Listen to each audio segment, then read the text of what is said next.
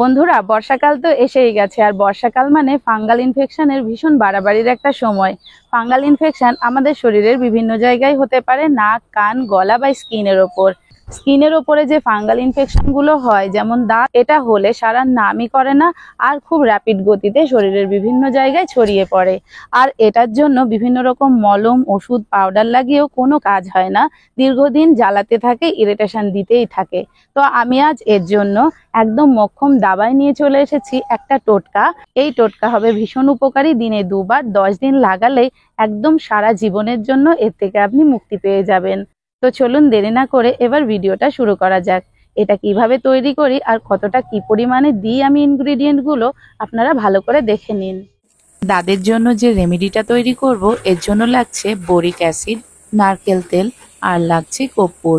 Boric acid বা boric powder আপনারা যে কোনো মেডিকেল শপে খুব ইজিলি পেয়ে যাবেন। নারকেল তেল তো সবার বাড়িতেই থাকে, আর কর্পূরটা যে কোনো মুদিখানার দোকানেই পাওয়া যাবে। আচ্ছা, এই রেমেডিটা তৈরির জন্য আমরা যে কর্পূর ইউজ করব, সেই কর্পূরটা কিন্তু সিনথেটিক কর্পূর হলে চলবে না, সেটা ন্যাচারাল কর্পূর হতে হবে। ন্যাচারাল কর্পূর আমরা কিভাবে চিনব? ন্যাচারাল কর্পূর সাধারণত কোনো পার্টিকুলার শেপ হয় না, ইরেগুলার শেপ হয়। মানে এটা গুঁড়ো হতে পারে, আস্ত হতে পারে, 3 কোনা 4 কোনা যে কোনো রকম হতে পারে।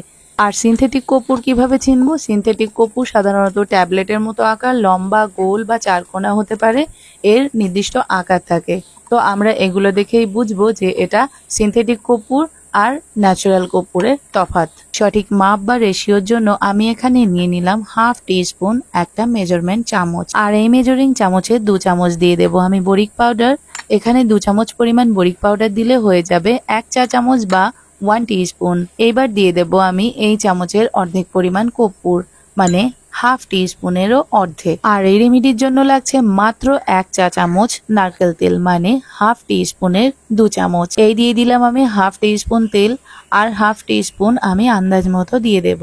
তেলটা বেশি হয়ে গেলে, বেশি ওয়াটারি হয়ে গেলে এই রেমেডিটা কিন্তু ভালো করে কাজ করবে না, তাই সঠিক পরিমাণে তেলটা দিতে হবে।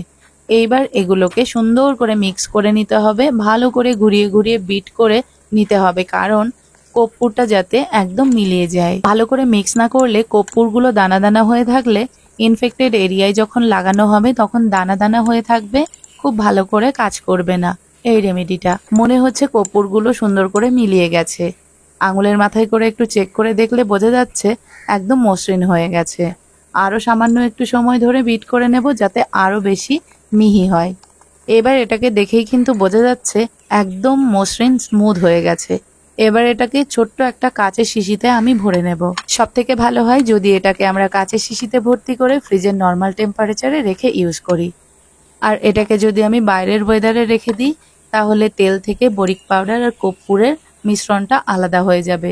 সেক্ষেত্রেও কোনো অসুবিধা হবে না। আমরা যখন ইউজ করব এটাকে ভালো করে ঝাঁকিয়ে নিলেই হবে।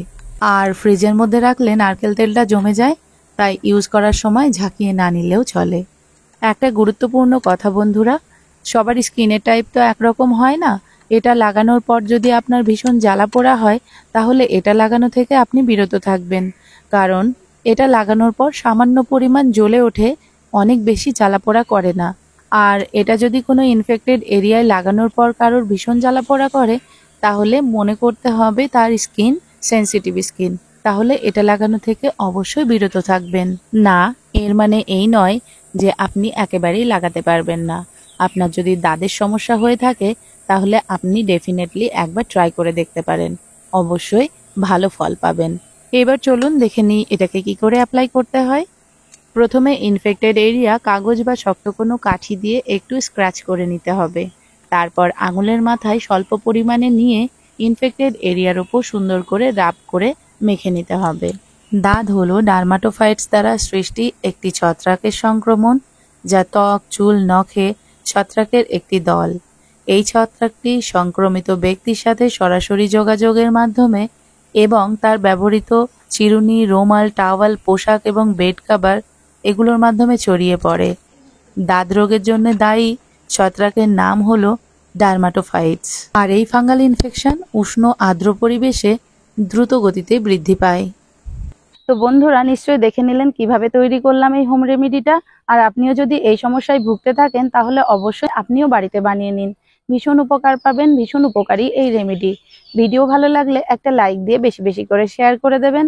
আর আপনি যদি চ্যানেলে নতুন হন তাহলে অবশ্যই চ্যানেলটিকে সাবস্ক্রাইব করে দেবেন। আর যদি ফেসবুক পেজ থেকে দেখেন তাহলে পেজটিকে ফলো করে দেবেন। আর এই ধরনের নিত্য নতুন ভিডিওর জন্য আমার চ্যানেলটির সঙ্গে জুড়েই থাকবেন। সবাই ভালো থাকবেন, সুস্থ থাকবেন। Thank you so much.